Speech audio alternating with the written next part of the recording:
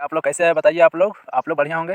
चलिए हम लोग देखते हैं जो government of India ministry of railway जो हमारे ग्रुप डी के लिए जो भाइयों तैयारी कर रहे हैं उनके लिए बहुत अच्छी खुशखबरी है कि फॉर्म के जो नोटिफिकेशन है वह आप लोग देख सकते हैं कि फॉर्म कब से भरेंगे, कैसे भरेंगे और क्या क्या लगेगा, इसमें क्या एज है, ये सारा चीज़ देखेंगे हम लोग।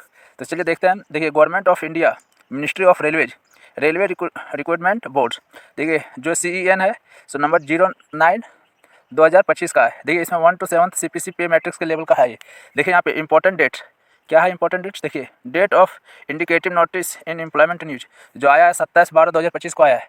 और देखिए एप्लीकेशन जो है ओपनिंग डेट कब है, 31 जनवरी 2026। कब है, 31 जनवरी 2026।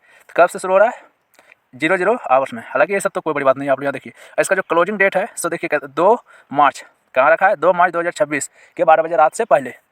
आगे देखिए इसका जो last application fee payment submit करने के लिए 4 मार्च को, कितना है 4 मार्च तक। आप लोग देखिए उसमें होली भी रहेगा। आप लोग इससे पहले आप लोग अपना फॉर्म भर लें और सारा इसमें बताया जाएगा कि आप लोग फॉर्म कैसे भरें। आज हम लोग देखते हैं कि जो डेट वगैरह आया है इसमें क्या एज है, कि कौन व्यक्ति भर सकते हैं, कौन नहीं भर सकते, ये सारी चीज़ें देखेंगे। और देखिए date during which eligible a scribe must provide there, अगर आपको अस्क्राइब की जरूरत है तो आप यहाँ 15 मार्च तक ले बता सकते हैं। और देखिए आपका जो create an account from choose railway can not be modify, अगर आप मॉडिफाई करना चाहते हैं तो इस डेट के बीच कर सकते हैं।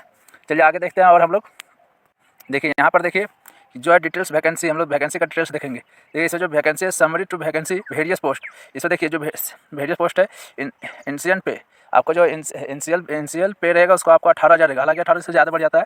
और देखिए इसका मेडिकल स्टैंडर्ड यहाँ पे अनाउंस पहले कर दिया है। तो देखिए एज पर एनेक्सर ए में देखना भी, देखिए अभी देखेंगे हम लोग कि मेडिकल स्टैंडर्ड क्या है इसमें रहेगा सो।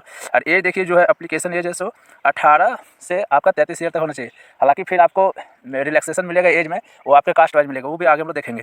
देखिए यहाँ पे जो एज काउंट किया जाएगा सो 1/1/2026 मैंने 1 जनवरी को 2026 तक आपका 18 साल हो जाना चाहिए। और अगर 1 जनवरी 2026 से अगर आपका 33 साल से अधिक हो गया, आपका 33 साल से अधिक हो गया तो आपको भी आप काउंट नहीं होंगे, लेकिन आपको रेज रिलैक्सेशन से आप आ सकते हैं, हालांकि जनरल के लिए। और देखिए वैकेंसी कितना है, 22,194। कितना है, 22,194। तो आप लोग को लग रहा है कि सर आप बोल रहे हैं 22,194 है, लेकिन यहाँ तो वैकेंसी दिखा रहा है 22,195। तो एक जो बोल छोड़ दे रहे हैं वो आप ही लोग का है। आपको एक सीट से मतलब है ना, आपको 22,195 सीट से मतलब नहीं है। आप एक सीट के लिए फाइट कर रहे हैं, आप एक सीट के लिए लड़िए और एक सीट अपना तय कीजिए 2026 में। अच्छा से प्रिपरेशन कीजिए और आप मेहनत तोड़ जी तोड़ जो कहते हैं पूरा कीजिए आप मेहनत। आप देखिए आपका एक सीट यहाँ से कन्फर्म हो जाएगा। आगे हम लोग देखेंगे इसका सिलेबस क्या है। पहले आप लोग सिलेबस देख लीजिए। देखिए कहा जाता है कि तैयारी करते समय अगर आपको नोटिफिकेशन समझ में आ गया तो आपको 40% तैयारी यहीं से हो जाएगा। आपका 40% तैयारी यहीं से हो जाएगा। लेकिन लोग को पता ही नहीं रहता है, एप्लीकेशन जब रेलवे बोर्ड ने जारी करता है तो उसमें ध्यान नहीं देता है उन लोग, और कहीं ना कहीं गलती हो जाता है। मेहनत करता है, आपका मेहनत बेकार चल जाता है, 1 साल की मेहनत।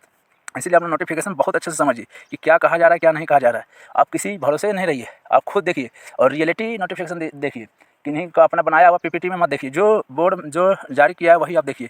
चलिए आगे देखते हैं हम लोग। इसमें रिजर्वेशन किसको किसको मिलेगा नोट में दिया गया है, ये सब पर भी आप गौर कर सकते हैं। हालांकि ये सब चीज़ कोई बड़ी बात नहीं होता है। देखिए आप लोग का एज अगर 18 मैंने 20-22 साल 25 साल का होगा तो आप ठीक है।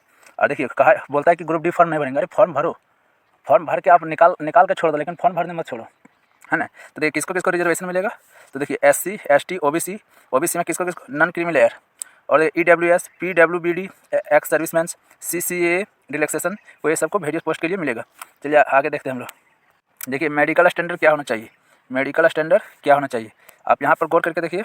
आपका मेडिकल स्टैंडर्ड जो आपके 4 पोस्ट के लिए क्या, कौन सा पोस्ट के लिए क्या मेडिकल स्टैंडर्ड चाहिए। देखिए सीरियल नंबर 1 में देखिए मेडिकल स्टैंडर्ड A2 में आपको देखिए सभी में जनरल फिटनेस के लिए आप लोग डेली सुबह दौड़े, डेली आप सुबह दौड़िए। इसके लिए आपको आपका हेल्थ के लिए भी बेनिफिट है और आपका कोई भी आप जॉब के लिए भी आपको मेडिकल के लिए फिटनेस चाहिए। तो देखिए फिटनेस रिस्पेक्ट देखिए इसमें भी है, सारा में फिजिकल फिटनेस आपको चाहिए चाहे कोई भी हो।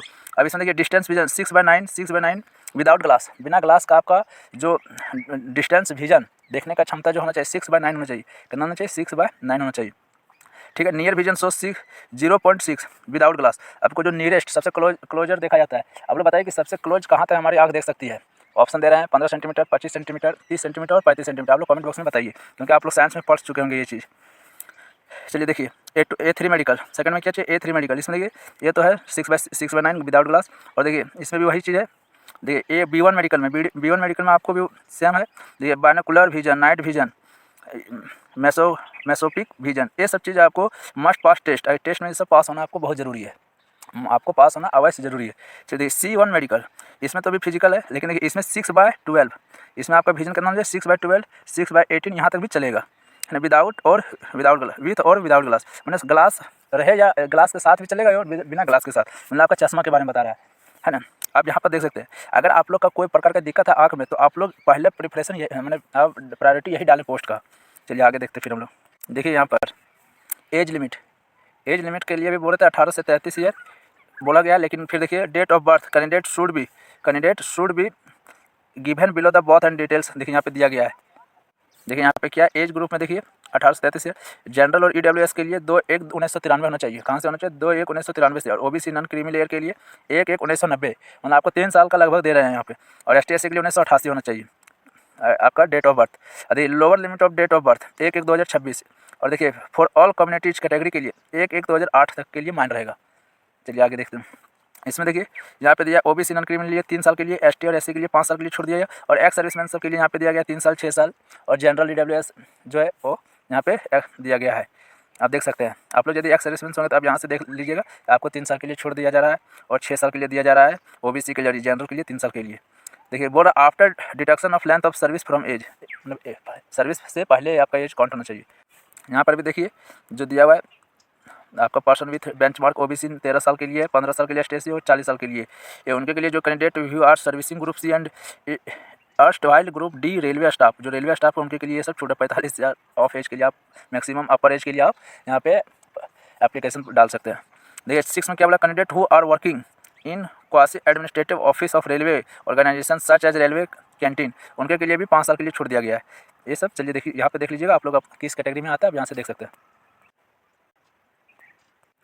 यहाँ पे देखिए आपको एजुकेशन क्वालिफिकेशन क्या होना चाहिए, candidate must already have the education या technical qualification prescribe in the CEN from recognised board institute university as 2/3/2026 में 2 मार्च तक आपका मैंने आप पास कर जाना चाहिए। देखिए बोला जा रहा है यहाँ पे मैंने कि आप यहाँ पे ध्यान दीजिए, जो ये बोला गया 2 मार्च 2026 तक, हालांकि इस साल जो दे रहे हैं मैट्रिक उनके लिए नहीं होगा, क्योंकि आप उस समय आपका मार्कशीट आपका सर्टिफिकेट नहीं आएगा, इसीलिए आप इन साल जो दे रहे हैं 2026 में एग्ज़ाम, बोर्ड एग्ज़ाम जो 4 फरवरी से शुरू है उनके लिए नहीं है, वो व्यक्ति अभी नहीं भर सकते हैं फॉर्म को। चलिए देखिए यहाँ पे क्या क्या आप डिग्री मांग रहा है, ये 2 देखिए diploma degree engineer will be not be accepted of course completed act apprentice, अगर आपका कंप्लीट नहीं हुआ तो आपको विल नॉट एक्सेप्टेड, आपका एक्सेप्ट नहीं किया जाएगा।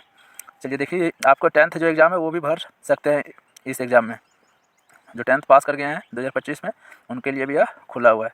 चलिए थैंक यू। आप आगे हम लोग देखेंगे कि इसका सिलेबस क्या है, कैसे हम लोग सिलेबस की तैयारी करेंगे, फिर इसका फॉर्म कैसे भरेंगे, कौन सा पोस्ट सेलेक्ट करेंगे, ये सारी चीज़ आपको बताया जाएगा इसी यूट्यूब चैनल पर। आप इस चैनल को अच्छा लगा तो आप लोग सब्सक्राइब कर सकते हैं। थैंक यू, धन्यवाद।